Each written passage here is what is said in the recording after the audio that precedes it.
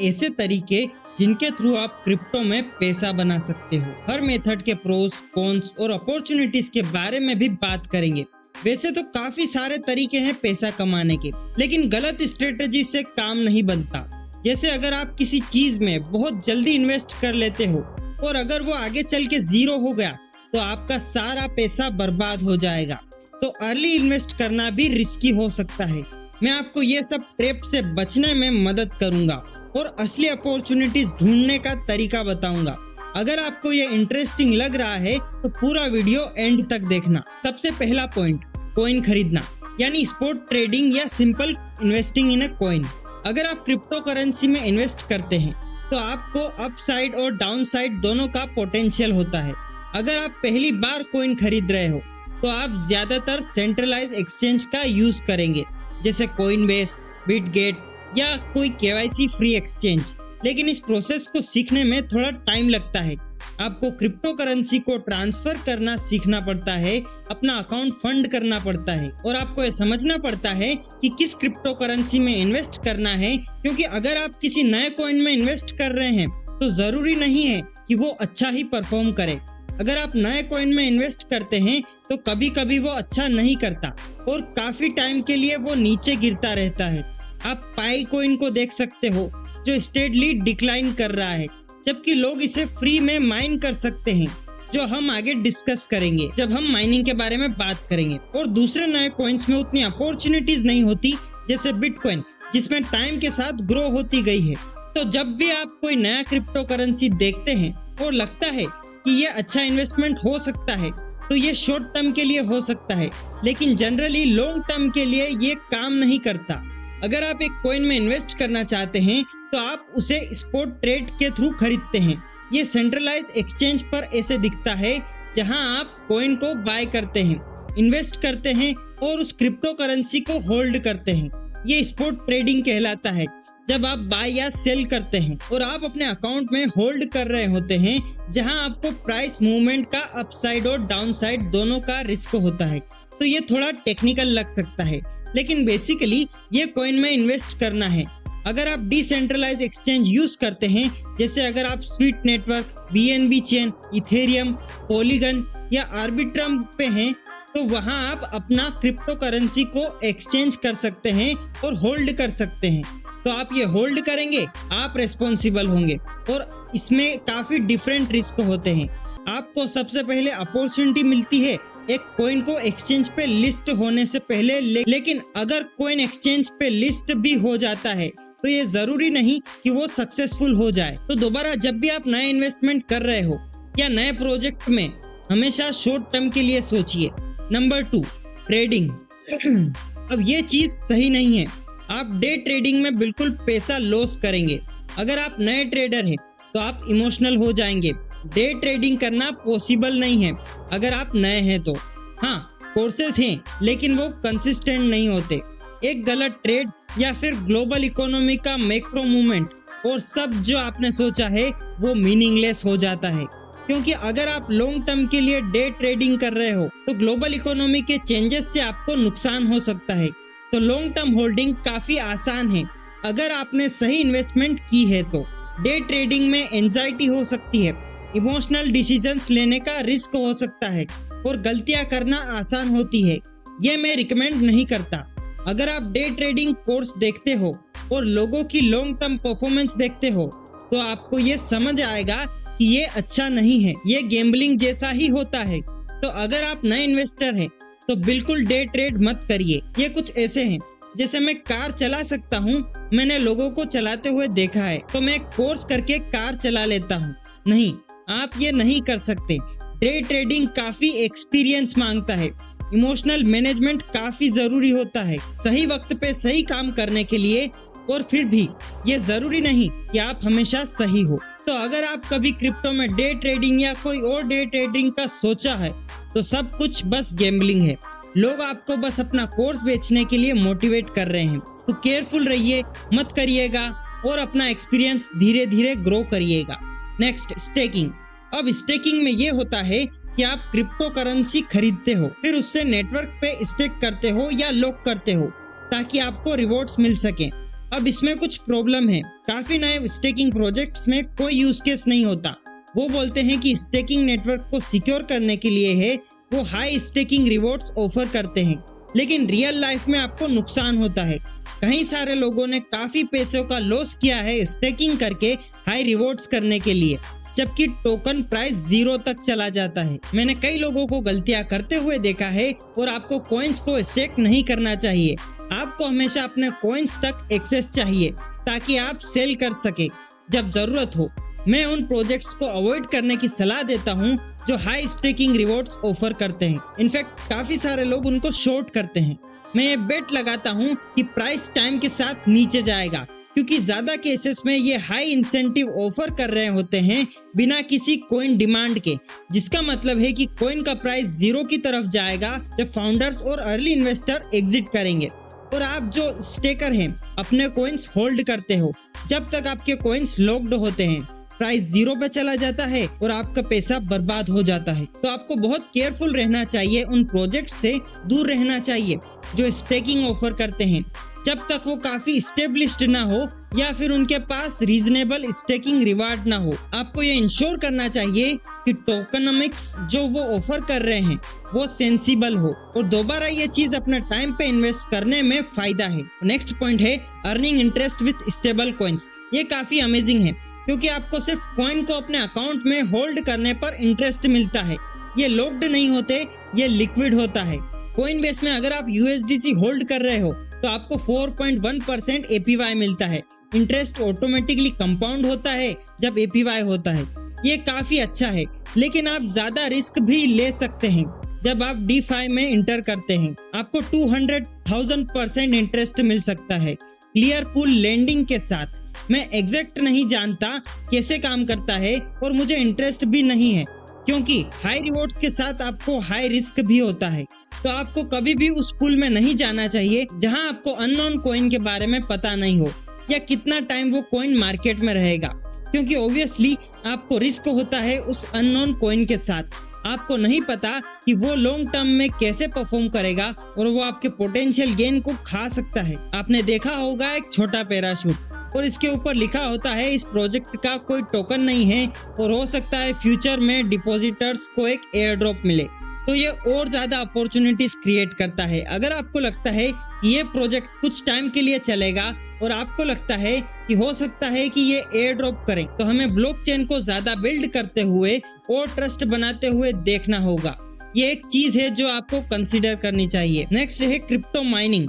आप bitcoin, Litecoin, dose और काफी प्रोजेक्ट को माइन कर सकते हो। प्रॉब्लम ये है कि आपको नहीं पता कि आप पैसा कमा पाएंगे या नहीं, अगर आपका इन्वेस्टमेंट रिटर्न मिलेगा या नहीं, अगर माइनिंग की डिफिकल्ट वर्थ है या नहीं, और अगर जो इलेक्ट्रिसिटी आप पे कर रहे हो वो वर्थ है या नहीं। बहुत सारी सिचुएशन में ये वर्थ नहीं होती। तो बहुत बार आप एक नया क्रिप्टो करेंसी देखोगे जो क्रिप्टो माइनिंग ऑफर करता है, हाई रिवॉर्ड्स ऑफर करता है, लेकिन फिर भी जैसे स्टेकिंग में अगर डिमांड नहीं है, अगर नेटवर्क पे डेवलपमेंट नहीं हो रहा, अगर लोग फंड नहीं कर रहे हैं उस नेटवर्क पे डेवलपमेंट के लिए, तो ये प्रोजेक्ट फेल हो सकता है। तो क्रिप्टो माइनिंग काफी डेंजरस है और सच में ये वैलिडेटर्स के जैसा ही है। क्रिप्टो माइनिंग में आप मशीन चला के नेटवर्क को सिक्योर करते हो और वैलिडेटर्स भी कुछ सिमिलर करते हैं। तो मैं ये ट्रेंड कंटिन्यू करूंगा जिसमें मैं इन चीजों को यूज करके टेक्स्ट को इनलार्ज करूंगा, ताकि आप समझ सकें कि वैलिडेटर्स जहां पे आप मशीन खरीद के नेटवर्क को सिक्योर करते हो वो थोड़ा स्कैम है, क्योंकि अगर नेटवर्क पे कोई नहीं है तो आपको सिक्योर करने के लिए कुछ भी नहीं मिलेगा, कोई डिमांड नहीं है उस नेटवर्क की। और काफी प्रोजेक्ट जो वैलिडेटर्स ऑफर करते हैं वो टाइम के साथ 0 हो जाते हैं। तो आपको इस चीज से केयरफुल रहना चाहिए और ये काफी होता है। मैं ये हर वक्त देख रहा हूँ, तो मैं चाहता हूँ कि आप सब सही से करें और ऐसे प्रोजेक्ट से स्कैम ना हो जाए। फिर नेक्स्ट पॉइंट है शॉर्टिंग की। शॉर्टिंग का मतलब होता है जब आप ये बात करते हैं कि किसी कॉइन का प्राइस नीचे जाएगा। अगर आपको लगता है कि कोई कॉइन गिरने वाला है तो आप उसको शॉर्ट कर सकते हो। ये अपने आप में एक अपॉर्चुनिटी हो सकती है, बस आपको ज्यादा लेवरेज नहीं यूज करना चाहिए जहां आप अपनी टोटल इन्वेस्टमेंट से ज्यादा बेट करते हो और असल में काफी कॉइन 0 की तरफ ट्रेंड करते हैं। तो आपको ऐसी चीजों को देखना चाहिए जो शायद लॉजिकल ना हो, जो शायद बहुत पैसे रेस कर चुकी हो। तो ये एक चीज है जो आपको कंसिडर करना चाहिए। आपको ये याद रखना चाहिए कि कोई कॉइन कभी हमेशा के लिए ऊपर नहीं जाता। ज्यादातर सिचुएशन में अगर डिमांड नहीं है, अगर उनके पास बहुत पैसा है, अगर उनका टीम फ्री टोकन ले रहा है, अगर लोग फ्री टोकन ले रहे हैं उस इकोनॉमी में और कोई डिमांड नहीं है, तो कॉइन का प्राइस नीचे जाएगा और तब आप शॉर्ट करते हो और इस तरह आप पैसा कमा सकते हो। ये कंसिस्टेंटली 99% प्रोजेक्ट्स के लिए हो सकता है सही टाइमिंग के साथ। अगर हम बुल मार्केट में हैं तो सब कुछ ऊपर जाएगा, ये समझ नहीं आएगा, लेकिन बुल मार्केट में भी कॉइन स्टिल जीरो की तरफ ट्रेंड करते हैं जब प्रोजेक्ट एग्जिट करते हैं, जब मार्केट पंप होती है। तो ये हमेशा देखने वाली बात है। नेक्स्ट पॉइंट है एयर ड्रॉप। अब अगर आप क्रिप्टो में पैसा कमाना चाहते हैं एयर ड्रॉप्स के थ्रू, तो ये बिल्कुल मुमकिन है और ये एक इजी अपॉर्चुनिटी है। लेकिन जैसे जैसे ये चीज ज्यादा कॉम्पिटिटिव होती है, जो आप कमाते हो वो कम हो सकता है। अब एयर ड्रॉप्स के कई टाइप्स होते हैं, कुछ जो फंड रिक्वायर करते हैं, कुछ जो नहीं करते हैं, और कुछ अच्छे होते हैं, कुछ बुरे होते हैं, जिसमें आपको आपके टाइम का हाई रिटर्न मिलता है या नहीं। तो ये सच में जानना मुश्किल है कि कौन सा एयर ड्रॉप अच्छा होगा या नहीं, चाहे एक प्रोजेक्ट में बहुत पैसा रेज किया हो, क्योंकि आपको पता नहीं होता है कि लोग कितना एक्चुअली रिसीव करेंगे। ये सारी चीजें बिहाइंड द सीन होती है, क्योंकि टीम अपने मल्टीपल वॉलेट चला सकती है। वो एयर ड्रॉप को खुद फार्म कर रहे होते हैं और कम्युनिटी को डिस्ट्रीब्यूट होने वाले टोकन्स को अपने एडवांटेज में लेते हैं। अब एयर ड्रॉप्स को टाइम और एफर्ट की जरूरत होती है, तो एक सेंस में आप बस पोटेंशियल के लिए काम कर रहे हो ताकि आपको पेमेंट मिल सके। ये डेफिनेटली एक अपॉर्चुनिटी है, लेकिन ये आपको अपने टाइम और कभी कभी आपके इन्वेस्टमेंट के रिस्क के साथ आता है, जो आप दूसरे चीजों पे ज्यादा पैसा कमा सकते हो। तो ये एक चीज है जो कंसिडर करनी चाहिए। मैंने पास्ट में एयर ड्रॉप्स वीडियो बनाए हैं और फ्यूचर में भी बनाऊंगा, क्योंकि ये आपको पैसा कमाने का एक इजी तरीका है बिना ज्यादा रिस्क के, अगर इन्वेस्टमेंट रिक्वायर नहीं हो। नेक्स्ट पॉइंट है आर्बिट्रेज।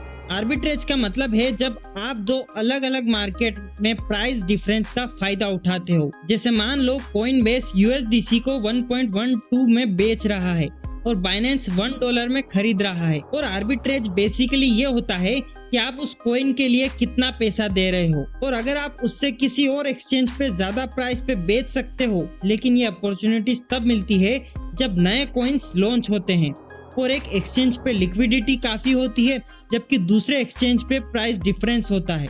तो आर्बिट्रेज अपॉर्चुनिटीज तब मिलती है जब प्राइस अभी तक दूसरे एक्सचेंज पे मैच नहीं हो, तो ये एक अपॉर्चुनिटी क्रिएट करती है। नेक्स्ट पॉइंट है बेटिंग। सीधा सीधा बेटिंग, लेकिन क्रिप्टो में हम एक फैंसी टर्म चाहिए होती है, तो हम इसे प्रिडिक्शन मार्केट कहते हैं। आपने शायद पोली मार्केट के बारे में सुना होगा, जहां आप अपनी प्रिडिक्शन लगा सकते हो, जैसे कि अगला प्राइम मिनिस्टर कौन होगा कनाडा का इलेक्शन के बाद, या क्या US रिसेशन 2025 में आएगा, और भी कई चीजें। ये बस आपका बेट लगाना होता है कि आपको क्या लगता है कि क्या होगा, और काफी बार पोली मार्केट में मेजोरिटी सही होती है, तो ट्रेंड के साथ जाना पे ऑफ करता है, लेकिन हर सिचुएशन में गारंटी नहीं होती। ये बस एक अपॉर्चुनिटी है और आपके लिए पैसा कमाने की, बेटिंग करने की, लेकिन ऑब्वियसली ये रिस्की है। अगर आपके पास इनसाइडर इंफॉर्मेशन है, जैसे मान लो कि कोई स्पोर्ट्स गेम है और आपको लगता है कि एक टीम को इंजरी हो सकती है, या आपके पास कुछ इनसाइडर इंफॉर्मेशन है, तो बहुत सारी चीजें हैं जिन पे आप बेट लगा सकते हो। आप अपनी पर्सनल रिसर्च, इनोवेशन और इनसाइडर इंफॉर्मेशन का यूज कर सकते हो, जो भी हो, ताकि आप इन मार्केट्स में अपॉर्चुनिटी क्रिएट कर सके। तो नेक्स्ट पॉइंट है ट्रेडिंग बोट्स। अब ट्रेडिंग बोट्स आपको जरूरी नहीं है कि रिच बनाएंगे, लेकिन ये मार्केट कंडीशन पर डिपेंड करता है, क्योंकि जो ट्रेडिंग बोट्स कर रहे हैं वो एक सर्टेन रेंज के अंदर आपके लिए ट्रेडिंग कर रहे होते हैं। अगर आप बिटगेट पे जाते हो तो उनके पास कई सारे ट्रेडिंग बोट्स हैं, उनके पास डिफरेंट टाइप के ट्रेडिंग बोट्स हैं, और ज्यादातर ये एक रेंज के अंदर काम करते हैं। जैसे मान लो अगर हम स्पॉट ट्रेडिंग कर रहे हैं, ग्राइंड ट्रेड कर रहे हैं, और जब तक मार्केट एक छोटी रेंज के अंदर मूव करता है तब तक आप पैसा कमा रहे होते हैं। जैसे मान लो बिटकॉइन $100,000 से $90,000 के बीच ट्रेड कर रहा है पूरे साल के लिए, वो ऑटोमेटिकली आपके बिटकॉइन USDC के लिए खरीद और बेच रहा है और आप उससे प्रॉफिट कमा रहे हो, तो आप लो बाय कर रहे हो। हाई सेल कर रहे हो कंसिस्टेंटली, लेकिन अगर मार्केट ट्रेंड ऊपर चली जाती है तो आपको होल्डिंग से जो पोटेंशियल गेन मिलते हैं वो लॉस हो जाएगा। अगर मार्केट नीचे जाता है तो वो लॉस भी हो सकता है, कुछ ऐसा ही है। लेकिन बेसिकली ये मार्केट कंडीशन और जो बोट्स आप यूज कर रहे हो उस पर डिपेंड करता है। और एक बार फिर से मार्केट में क्या होगा ये प्रेडिक्ट करना काफी मुश्किल होता है। तो ट्रेडिंग बोट्स अच्छे या बुरे हो सकते हैं, ये डिपेंड करता है कि आपको मार्केट में क्या लगता है। तो अगर मार्केट्स बोरिंग थे जैसे पिछले महीने और बस साइडवेज चल रहे थे तो ये एक अच्छा रेंज था जहां आप एक बोट को बाय और सेल करने दे सकते थे। अगर ये पंप कर गया तो शायद आपने कुछ लॉस लिया। तो यार मैं चाहता था कि आपको क्रिप्टो में जो डिफरेंट अर्निंग अपॉर्चुनिटीज है उनके बारे में बताऊं। अब क्रिप्टो में इन्वेस्ट करना स्टिल काफी रिस्की है, लेकिन क्रिप्टो में अपॉर्चुनिटीज है और हमें अपने रिस्क को लिमिट करना होता है और हमें ग्रीड नहीं करना चाहिए, क्योंकि जब आप ग्रीडी हो जाते हो तब पैसा खोना आसान हो जाता है। तो बस मैं बिल्कुल होनेस्ट हूँ यहाँ और मैं चाहता हूँ कि आप पैसे ना खोएं, क्योंकि ये बहुत आसान है ये करना। अगर ये वीडियो हेल्पफुल थी तो आपको पता है क्या करना है, मतलब इंगेज करना है वीडियो के साथ, लाइक करना है, कमेंट करना है और सब्सक्राइब करना है। और इसी के साथ मैं उम्मीद करता हूँ आपको इस वीडियो से पूरी वैल्यू मिली होगी और मैं मिलता हूँ आपको नेक्स्ट वीडियो में।